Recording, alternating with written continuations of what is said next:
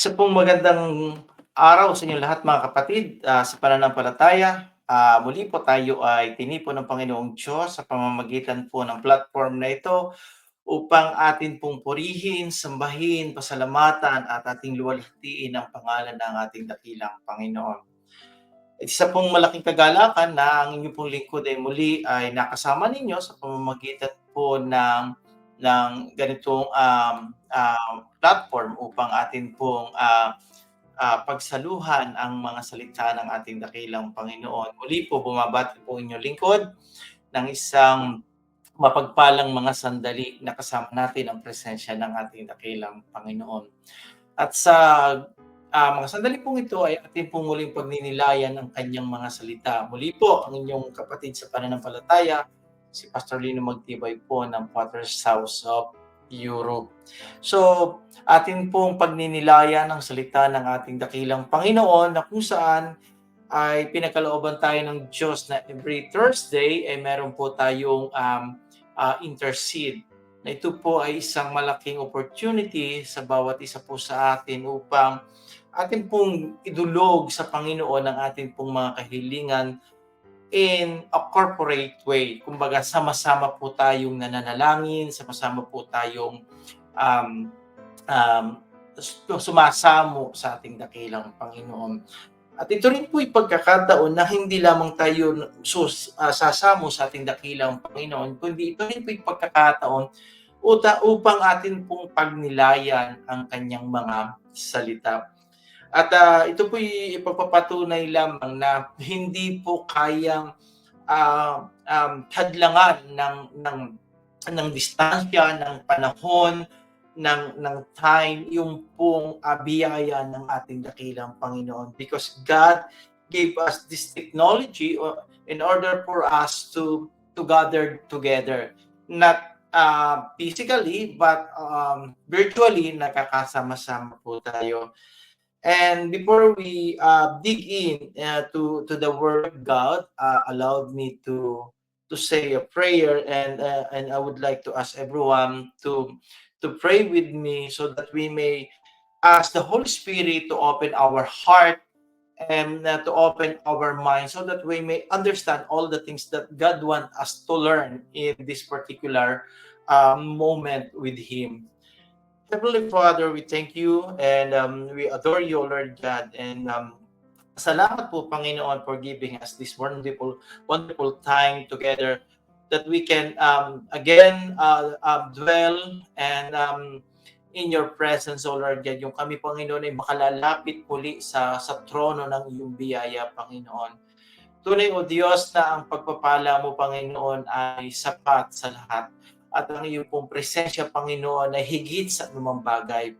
Kaya may dinadalangin po namin sa ngalan ng iyong anak na si Jesus kasama ng Banal na Espiritu na kami po, Panginoon, ay katagpuin mo. Kami po ay kausapin mo, Panginoon, sa pamamagitan ng iyong mga salita. And ang hiling po namin, Ama, ay tulungan mo po kami, Panginoon, na maunawaan po namin at mas lalo pa naming makita, Panginoon, how awesome you are, O Lord God.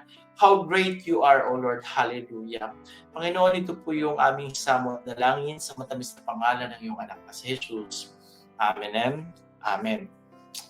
Katulad po ng ating kinaugalian at ng ating kinasanayan, at tayo po, katulad nga na nasabi ko, every Thursday we have this wonderful time together na meron po tayong tinatawag na intercede na kung saan dinadala natin sa Panginoong Diyos yung ating pong mga kahilingan. And these past few weeks, we are studying and we are meditating how awesome our God, di po ba mga kapatid? And tonight, I'm going to discuss or meditate yung pong kabutihan at yung greatness ng Panginoon. Di ba? There is no such adjective that can describe the greatness and the goodness of God. Kasi tayo po, bawat tao po, bawat isa po sa atin, meron pong ginagawa ang Diyos sa buhay natin. At masasabi po natin that God is great, God is good, mga kapatid. At lagi po natin tandaan na yung kabutihan ng Diyos, yung kanyang kaluwalhatian ay wala pong sapat na pangungusap o sapat na salita upang atin pong i-describe. But tonight, let us try to describe it or to understand it in our own way, mga kapatid, di ba? So, let us read yung pong ating mga Biblia. If we have a physical Bible or digital Bible, let us open our Bible from the book of Prophet Isaiah, chapter 57, verse 15. Ito po ang sinasabi. For thus say the high and exalted one, who lives forever, whose name is holy, I dwell on high and holy place, and also with the contrite and lowly of spirit, in order to revive the spirit of the lowly, and to revive the heart of the contrite. Purihin po ang Diyos sa pagbasa ng kanyang mga salita. Sabi po dito, si Propeta Isaias po ang nangungusap dito. Sabi po niya ay, for thus say the high and exalted one. So, dinidescribe ni Propeta Isaias na ang pangungusap ng Diyos. Sabi niya, who lives forever, whose name is holy. So, hindi po yung literal na holy ang pangalan ng Diyos, kundi yun po ay adjective. Ito po ay nagdi-describe. Ito pong holy na tinawag po dito ay, ito po ay naglalarawan ng karakteristik o karakter ng Diyos, di ba? Yung pong attributes niya. Ng Diyos ay banal. Sabi po dito, I dwell on high and holy place. Sabi ng Panginoon, ako ay namamalagi sa taas at sa banal na puok. 'Di ba? Tayo po na tayo po'y lumaki na ang ating paniniwala na ang Diyos ay nasa sa langit. Tama po 'yon. Ang Diyos ay nasa sa langit. At sa langit po, na kung saan po nandoon yung presensya ng Diyos, nandoon po yung kanyang kabanalan, mga kapatid. At mapapansin po natin na yung greatness ng Lord ay laganap. Kumbaga, yung greatness ng Lord, yung ay makikita po natin doon sa kalangitan, di ba? So, sabi din po dito, and also with a contrite and lowly of spirit, in order to revive the spirit of the lowly and to revive the heart of a contrite. So sabi rin dito, mga kapatid, ang Diyos ay nananahanan sa puso ng isang tao, yung merong contrite and lowly spirit. So ating pong pag-aralan o ating alamin, ano ba yung contrite? Diba? Sabi po dito, ang contrite po, ganito. It is an adjective that describes a feeling of remorse or guilt for one's sins or wrongdoing. It conveys a sense of deep sorrow and repentance, often accompanied by sincere desire to make amends or seek forgiveness. Amen. So, ibig sabihin po pala, pag sinabing contrite heart, sabi po dito, meron itong sincere and deep, it conveys a sense of deep sorrow, malalim na pagkalungkot, at nandoon po yung repentance, often accompanied by sincere desire to make amends or seek forgiveness.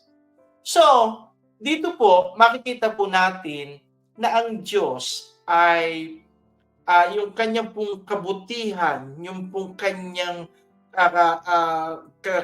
kabanalan, ay siya ay namamalagi doon sa puso ng isang tao na mayroong sincere na pagsisisi sa Panginoon. Di ba? Yung human amen. I remember, mga kapatid, when David sins against God, sabi niya doon sa Psalms 51, sabi niya, with a contrite heart, you will not despise. Sabi niya ganon. Diba? So makikita natin yung goodness ng Lord na even na tayo po ay nagkakasala o even tayo nagkasala, even tayo nagkamali, dahil sa ang Diyos ay napakabuti, mga kapatid, dahil ang Diyos ay napakadakila, dahil ang Diyos ay mapagmahal, siya'y dumudoon sa puso ng isang tao na merong ganong uri ng puso, di ba? Natatandaan ko, sabi po doon sa Psalms 51, sabi po niya doon, I remember when David sins against God, sabi niya, ayan niyo po, basahin ko. Sabi niya ganito, be gracious to me, O God, according to your loving kindness, according to the greatness of your compassion, blot out my transgression. So, papapansin natin dito, si David, nandoon yung kanyang deep sorrow, nandoon yung kanyang sincere repentance sa Diyos. Diba? Sa kanyang mga nagawang kamalian sa Diyos. Diba? We know for the fact, and we know according to the Bible, according to the history, that David is a man after God's heart, di ba? Siya yung lalaki, siya yung tao na after do sa puso ng Diyos. Si David, kita natin, David, he is not perfect. Makikita natin from the very beginning ng kasaysayan ni David, makikita natin yung kanyang wrongdoings, yung mga maling nagawa ni David, di ba? Pero, hindi niya i-justify yung maling nagawa niya. Katulad na lang yung pagkakamali niya sa pagkakasala niya nangyari kay Bathsheba, di ba mga kapatid? Hindi niya i-justify yung kanyang sarili. Hindi niya i-justify, ako naman yung hari, di ba? I can do it because I am king. No, he never justified himself. Because the things that he did is not just na hindi ito ma-justify doon sa kanyang kalagayan. But rather, ang ginawa niya, sinabi niya, be gracious to me, O God, according to your loving kindness, according to the greatness of your compassion, blot out my transgression. Wash me thoroughly from my iniquity and cleanse me from my sin, for I know my transgression and my sins is ever before me. Yan ang sabi ni David. So this is the character of a contrite heart. Yung makikita natin yung kanyang sincere na paghingi ng tawad sa ating dakilang Panginoon. Kasi kung babalikan nga natin yung ibig sabihin ng contrite, it is an adjective that describe a feeling of remorse or guilt for one's sins or wrongdoing. It conveys a sense of deep sorrow and repentance, often accompanied by sincere desire to make amends or forgiveness. So bakit mahalaga pong maintindihan po natin ito? Mahalaga po ito because in order for us to really understood and experience the goodness of God, we need to have this. We need to practice this. And we need to experience this, yung pagkakaroon natin ng contrite heart. Now, we know and we believe, based on our Christian faith, that God's great, God is good, mga kapatid.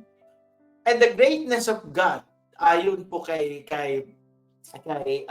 Propeta Isaiah, siya ay nananahanap doon sa puso ng isang tao na merong sincere, merong contrite heart, sabi niya gano'n.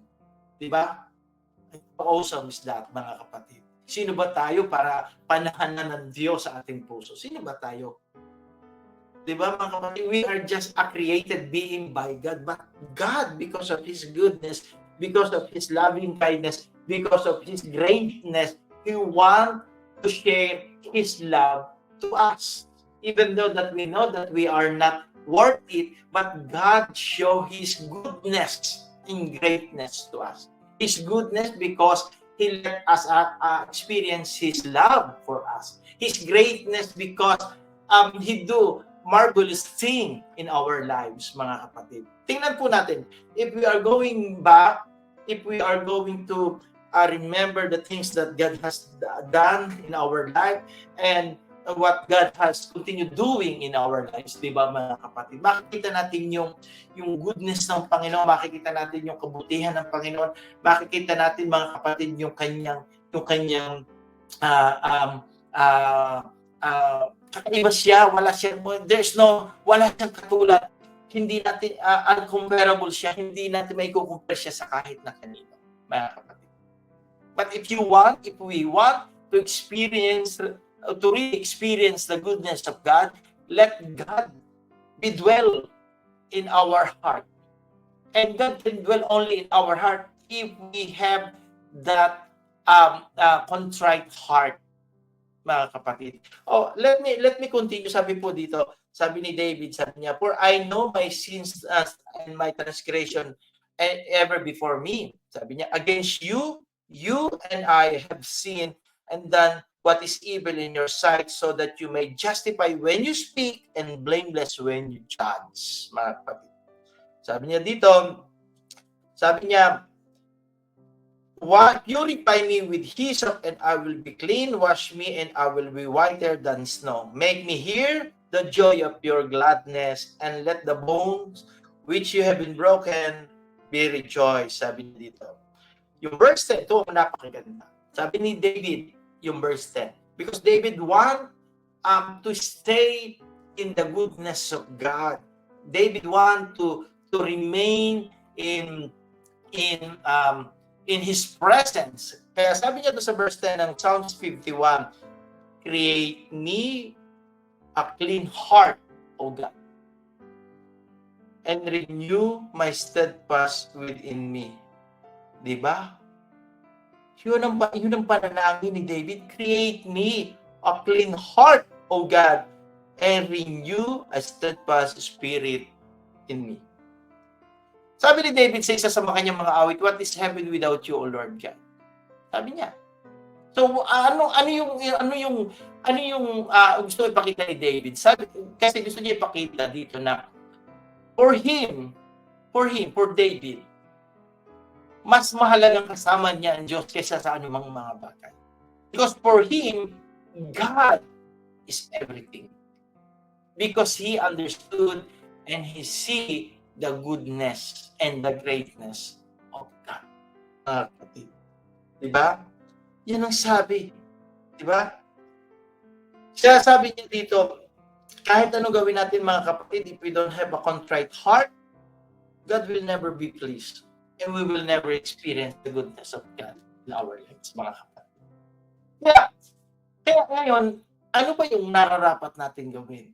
We need always to meditate in His Word, and we need always to come into the repentance, into the yung nando tayo palagi sa estado ng pagre-repent sa ating mga nagagawang kasalanan. Basta pa ba natin gagawin yun?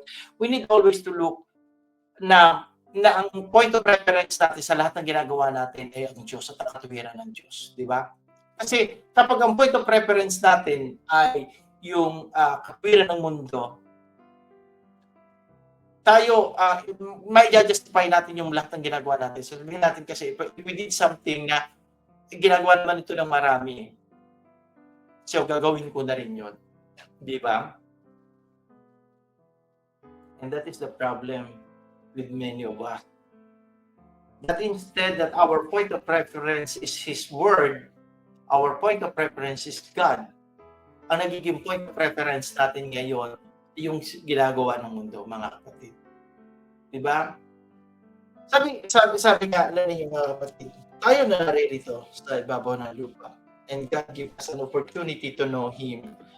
Actually, mga kapatid, hindi naman natin hinanap ang Diyos, siya ang humanap sa atin. At sa bawat oras, sa bawat araw na binabasa natin ang kanyang mga salita, at ating pinaninilayan ang kanyang mga salita, siya ay patuloy na nagpapakilala sa atin, mga kapatid. Because God wants us to experience His goodness. Diba? The more we know Him, the more we experience the goodness of God. Diba? Ano man yung mga bagay na nangyayari sa buhay natin, palagi natin masasabi na ito ay pinahihintulot ng Diyos in order for us to seek Him. These past few months, mga kapatid, something happened po sa inyong lingkod. Lumipat po kasi ako ng pwesto nung akin pong maliit na hanapbuhay ko dito sa lugar namin. And I thought it was ganun kadali yun. Kasi lumilipat naman po talaga ako. But this time, nagkaroon din po ako ng alalahanin because hindi po kagad ako nakapag-start sa bagong trabaho, mga kapatid. And it makes me, nagkaroon po ako ng pag-aalala kasi hindi po naman tumitigil yung mga due, mga bayarin, yung renta, lahat din po mga kailangan bayaran. For 2 months halos na hindi ka nagtatrabaho, so wala kang income. And nagkakaroon po ako mga kapatid nung pag-aalala. Tapos sabi ko, Lord, bakit ganito? Nagkakaroon po ako ng mga tanong na gano'n. And alam po ninyo, dahil tama naman po yung theology natin, hindi po kawalan ng pananampalataya ang magtanong sa Diyos. Hindi po kawalan yun. And in fact, it shows our faith to Him, mga kapatid.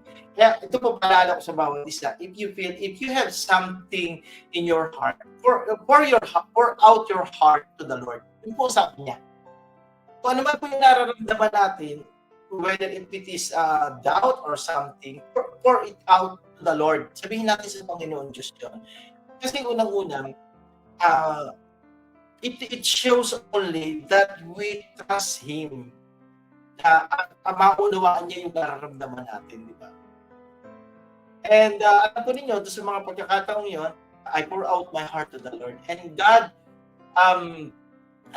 allowed me to the books of Daniel, yung pong nakalagay po doon, yung 3 binata na tinapon po doon sa nagniningas na apoy, mga kapatid, di ba? Sa furnace. And nagkaroon po ako ng meditation doon. These 3 young men, ay, mananampalataya sila ng Diyos. Pero bakit hinayaan ng Diyos na matapon pa sila doon? Eh, kaya naman silang iligtas ng Diyos, kaya naman silang pigilan ng Diyos na huwag itapon pa doon sa apoy. Di ba? And my meditation is something like that. God, pwede niyang pigilan yung nangyari yung ganon. Why God allowed such thing happen to our lives? Because God want us, me and you, to see that even if we are in the furnace, or even if we are in the trial in our lives, in the circumstances natin, God want us to see Him on that particular situation, mga kapatid. And that is the thing that nakita ko, mga kapatid. During the time naman po, mga kapatid, yes, may struggle po. Siyempre, we need to meet yung means natin, dapat mag-meet doon sa ends natin, di ba? So, kailangan natin. Pero doon ko po nakita that even in the midst of trial, in the midst of circumstances, sabihin natin, if yung raging sea ng sitwasyon, di ba? God is on the top of the raging sea. Kapatid. I remember one of the promise of God to the Israelite. Sabi ng Panginoon, if you cross to the river, the water will not overflow you. If you cross to the fire, it will not burn you. And that is what happened. That is what happening to the people na mananampalataya. Na-experience natin ang goodness ng Diyos, mga kapatid. Remember this, diamond, you cannot appreciate the value of diamond if you will not put it on a piece of cloth, on a piece of dark or a black cloth, mga kapatid. That is the same thing in us. We cannot see the goodness of God not unless we have yung contrite heart natin sa kanya. If we are in the lowly, 'di ba? Alam niyo mga kapatid, sabi niya dito, yung Isaiah 53, sabi niya dito sa Isaiah 53, verse 13, Isaiah 52 verse 13, sabi niya ganito, "Behold, my servant will prosper, he will be high and lifted up and greatly exalted." Pansinin po natin yung salitang servant. Ito po yung mga merong lowly spirit. Ito yung may mababa. Di ba? Makikita mo yung pagtataas ng Panginoon. Di ba? Kaya kung mapapansin po natin doon sa Philippians 2:3-8, sabi po doon, He although existed in the form of God, did not regard equality with God at things to be grasped. He emptied himself, taking a form of a bondservant, di ba? Being made in the likeness of man, being found as a man, he humbled himself by becoming obedient to the point of death, even death on the cross. And verse 11 says, so that his name lifted high, di ba? Lifted high, yun po ang sabi. So same thing po sa atin mga kapatid. Lowly and contrite heart. That is, ito po yung kailangan natin in order for us to experience the goodness and greatness of God sa buhay po natin. Hindi po natin kailangang maging kilalang pastor o kailangan marami tayong mga hinahawakang ministry. No. Para panahanan tayo ng Diyos. No. No. Hindi po yun ang kailangan. Ang kailangan po ay yung malinis na puso. Isang malinis at may pagsisising puso. O Diyos, ay hindi mo wawala yung kagulangan. Yan po ang sabi ng banal na kasulatan. And that is the same thing what David did when he sinned. Every one of us has sinned. Diba? Lahat tayo ay nagkasala po tayo. Patuloy pa tayo nagkasala. But God wants to dwell in our heart if we have a contrite and lowly spirit. Mga kapatid. Diba? So, sana mga kapatid, sa ating pagninilay na ito, at sa ating makita natin dito na God, sabi po dito, balikan po natin yung ating teksto ngayong gabing to. Sabi po dito, for the say is the high and exalted one who lives forever, whose name is holy. I dwell on high and holy place. Sabi niya. And also, take note po doon sa salita, and also with the contrite and lowly of spirit.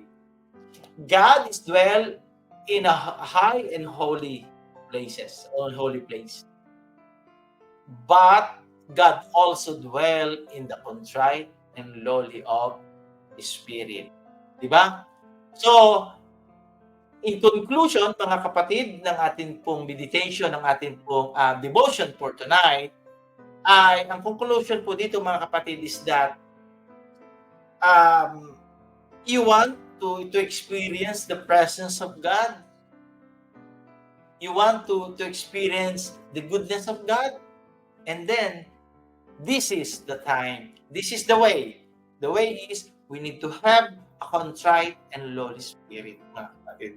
And uulitin ko po, anong meaning po ng contrite?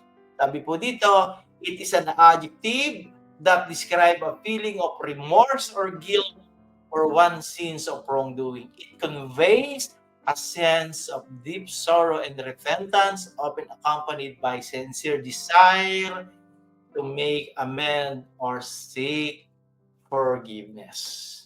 Maraming salamat po mga kapatid sa inyo pong pagsama po sa inyong abang lingkod, sa ating pong pagninilay, sa gabing to, sa kanyang mga salita. Nawa po ay kinatag po tayo ng Panginoon. Lahat po na makakapanood po ng mensaheng ito, nawa po ay kinatag po at katagpuin tayo ng Panginoon. At tayo po ay mabuhay na may pag-asa at pagmamahal sa Kanya. Tayo po ay manalangin. Aman Diyos, salamat po Ama, sa sandaling kami po, Panginoon, pinagtipon-tipon mo at binigay mo po sa amin ang pagkakataon ito upang amin pong mapag-aralan ang iyong mga salita. Ama, Idinadalangin ko po, Panginoon, ang lahat na nakapakinig ng iyo pong mensahe. Nawa po, Panginoon, ay katagpuin mo at kami po, Panginoon, ay bigyan mo ng contrite heart, O Lord God. Create us a clean heart, O Lord God. And we want you, O Lord God, O Lord God, to take over your throne in our heart, O Lord God. Panginoon, ito po ang aming samot na langin sa matamis na pangalan ng iyong anak na si Jesus. Amen and Amen. Muli po, sa pagmumuli natin pagkikita at pagsasama, mga kapatid, ang inyo po kapatid sa pananampalataya, si Pastor Lino Magtibay po ng Father's House of Europe. Magandang gabi po sa inyo.